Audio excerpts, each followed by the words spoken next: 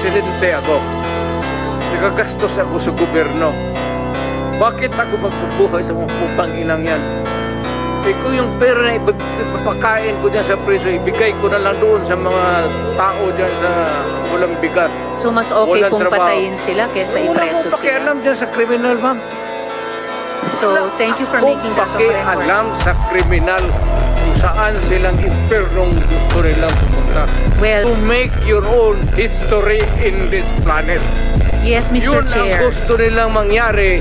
Doon sila sa impyerno at doon tayo magkita. Well, Mr. Chair, wala namang jurisdiction ng Senado sa impyerno.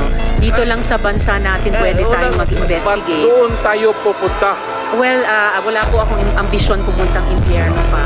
Pero Mr. Chair, ang punto lang nito,